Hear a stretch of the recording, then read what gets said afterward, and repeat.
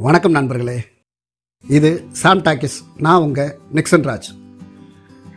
கடந்த எபிசோடுகளில் நாம் idea, outline ரெண்டையும் பார்த்தோம். பார்க்காதவங்க தயவுசெய்து போய் பார்த்துட்டு வந்துடுங்க. ஒரு கதை எழுதுறதுல பல்வேறு நிலைகள் இருக்குது, அதாவது ஸ்டெப்ஸ். ஐடியா, ஜானர், கோணம், அவுட்லைன், பார்வையாளர் பாயிண்ட் ஆஃப் வியூ, கதைக்களம், கதாபாத்திரங்கள் வடிவமைப்புன்னு இப்படி நிறைய இருக்குது. அதுக்கப்புறம் தான் கதை, அதிலிருந்து தான் திரைக்கதை. ஒரு கதை எழுதுறதுக்கு முன்னாடி இவ்வளவு முன்னேற்பாடுகள் தேவையான்னு தோணலாம். கண்டிப்பாக தேவைங்க. இப்போ நீங்கள் ஒரு ஊருக்கு புறப்படும் போது உங்களுக்கு தேவையான துணிமணி, பேஸ்ட்டு, ப்ரஷ்ஷு, ஷூ, மொபைல், சார்ஜர்னு பார்த்து எடுத்து வைப்பீங்க. அதுக்கப்புறம் தான் ஊருக்கே கிளம்புவீங்க.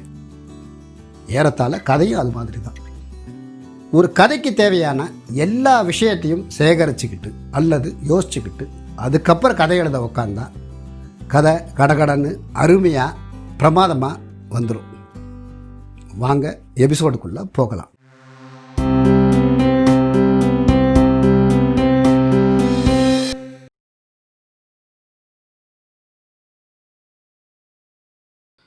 ஐடியா, அவுட்லைன் ரெண்டையும் ஏற்கனவே நம்ம பார்த்துட்டோம்.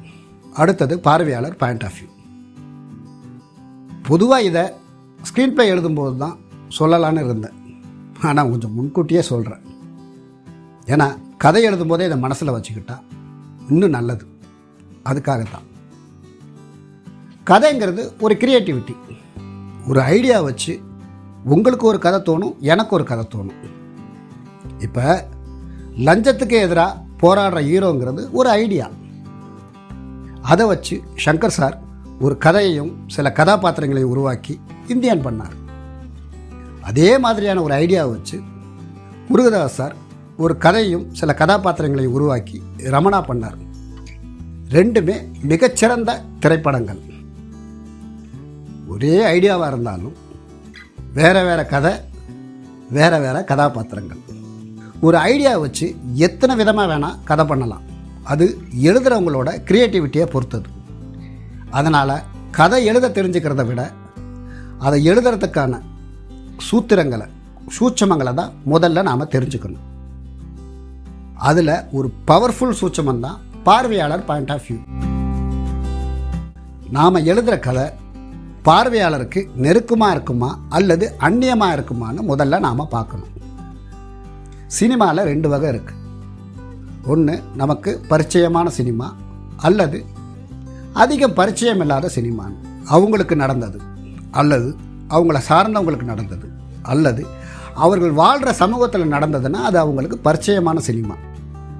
அதிகம் பரிச்சயம் இல்லாததுன்னா சயின்ஸ் ஃபிக்ஷன் கதைகள், ஸ்பேஸில் நடக்கிறது, யதார்த்தம் குறைவாக கற்பனை அதிகமாக இருக்கிற ஃபேண்டசி கதைகள், இதெல்லாம் அதிகம் பரிச்சயம் இல்லாத கதைகள். ஒரு படம் பார்க்கும்போது பார்வையாளருக்கு இந்த கதை அந்நியமாக இல்லாமல் நமக்கு பழக்கப்பட்ட அண்டர்லைன் மேலே தான் இருக்குன்னு தோணணும். அப்படி தோணுனா அது அவங்களுக்கு கதையோட ஒரு நெருக்கத்தை ஏற்படுத்தும். இப்போ எந்திரன் படத்தை எடுத்துக்குவோம். அது ஒரு சயின்ஸ் ஃபிக்ஷன் கதை. ரோபோ, மிஷின், மெகாபைட், ஜிகாபைட்னு ரொம்ப டீட்டெயிலாக சொல்லியிருப்பாங்க. ஆனால் அதோட அண்டர்லைன் ரொம்ப சிம்பிள். வளர்த்த கடா மாறல பாயின்னு கிராமங்களில் சொல்லுவாங்க. கற்றுக் கொடுத்தவன்ட்டே வேலை காட்டுறான்னு நகரங்களில் சொல்லுவாங்க. இது ரெண்டும் அந்த கதையோட அண்டர்லைனில் இருக்கும். அதே மாதிரி தான் யமனோட போராடி புருஷனை மீட்ட மனைவி கதை நமக்கு சின்ன வயசுலேருந்தே தெரியும். அதோட சாயலை நீங்கள் ரோஜாவில் பார்க்கலாம். அப்புறம் கதை எழுதும்போது அதில் மனித உணர்வுகள் எவ்வளவு இருக்குன்னு நம்ம பார்க்கணும். $237 மில்லியன் படமாக்கப்பட்ட அவதார் படத்தோட கதை மிகவும் எளிமையானது. ஆனால் அதில் மனித உணர்வுகள் மிகுதியாக இருக்கும். ஒரு கிரகத்தில் இருக்க குடியிருப்பை காலி பண்ண ஹீரோவை அவங்க ஆள் மாதிரியே அங்கே அனுப்புவாங்க. அங்கே போனவன் அவங்களோட பிரச்சனையை புரிஞ்சுக்கிட்டு, நியாயங்களை புரிஞ்சுக்கிட்டு அவங்களுக்கு சப்போர்ட் பண்ணி இவங்கக்கிட்டேயே மோதுவான். நம்ம ஊர் கத்தியும் இதே மாதிரி தான். பணத்துக்காக முதியோரத்துக்குள்ளே போன ஹீரோ அவங்க பிரச்சனையை புரிஞ்சுக்கிட்டு, நியாயங்களை புரிஞ்சுக்கிட்டு அவங்களுக்காக போராடுவார். மனித உணர்வுகள் மேலோங்கி இருக்கிற கதைகள் எப்போவுமே பெருசாக ஜெயிக்கும். 1982 வெளிவந்த ஸ்பீல்பர்க் சாரோட ஈட்டி இன்றைக்கி நம்ம கவனத்தில் இருக்குன்னா அதுக்கு காரணம் அந்த கதையில் சொல்லப்பட்ட எமோஷன்ஸ். ஒரு வேற்று கிரகவாசி குழந்தைக்கும் நம்ம ஊர் சிறுவனுக்கும் இடையில் வர எமோஷன் பாண்டிங் அதில் அற்புதமாக சொல்லப்பட்டிருக்கும். ஸோ நாம் எழுதுகிற கதையில் ஹியூமன் வேல்யூஸும் எமோஷன்ஸும் சரியான அளவில் இருக்குதான்னு நம்ம பார்த்துக்கணும். அது சரியாக இருந்தால் அந்த கதை பெரிய அளவில் ரீச் ஆகும். அப்புறம் இன்னொன்று, இதுவும் திரைக்கதையில் சொல்ல வேண்டியது, பரவாயில்ல சொல்கிறேன். கதை சொல்ல ஆரம்பித்தா 10 நிமிஷத்துக்குள்ளே பார்வையாளரோட மனசு ஸ்க்ரீனுக்குள்ளே வந்துடணும். அப்புறம் அதை படம் பூரா நம்ம தக்க வச்சுக்கணும். அதுக்கு சமீபத்திய உதாரணம் கைதி. அந்த படத்தோட முதல் காட்சியில் அனாதை ஆசிரமத்தில் இருக்க ஒரு சிறுமி காலையில் தன்னை யாரோ பார்க்க வர போகிறதா தெரிஞ்சுக்கிட்டு அதுக்காக ஆர்வத்தோடு தயாராக. இந்த ஆர்வமும் எதிர்பார்ப்பும் பார்வையாளருக்குள்ளேயும் நிகழும்போது அவங்க அந்த கதையோட மெர்ஜ் ஆயிடுவாங்க. 10 ஆண்டுகளுக்கு பிறகு வெளி உலகத்துக்கு வர டெல்லி பிறந்ததுலேருந்து பார்க்காத தன் மகளை பார்ப்பானா பார்க்க மாட்டானாங்கிற பதட்டம் அந்த படம் பூராவுமே இருக்கும். அந்த பதட்டத்தின் மேலே தான், அந்த எமோஷன் மேலே தான் மொத்த திரைக்கதையும் கட்டமைக்கப்பட்டிருக்கும். படத்தின் கிளைமேக்ஸில் அப்பாவும் பொண்ணும் சேரும்போது அது அவங்களுக்கு மட்டும் நிறைவை தரலை, படம் பார்த்துக்கிட்டு இருக்க ஒட்டுமொத்த பார்வையாளர்களுக்கும் அப்படி ஒரு நிறைவை தந்துச்சு. பார்வையாளர் பாயிண்ட் ஆஃப் வியூ பற்றி இப்போதைக்கு இது போதும். திரைக்கதையை பற்றி பேசும்போது இதை பற்றி ரொம்ப விரிவாக பேசுவோம்.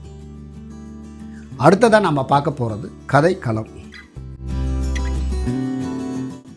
கதைக்களம்னா என்னன்னு உங்களுக்கே தெரியும். கதை நடக்கிற இடம் அல்லது ஊர். இதில் என்ன சிறப்பு இருக்குன்னு உங்களுக்கு தோணலாம். இருக்குங்க. சில கதைகள் கதைக்களத்தோடவே சேர்ந்து இருக்கும். மீனவர் வாழ்வியலை சொன்னால் அது கடலோரத்தில் நடக்கும்.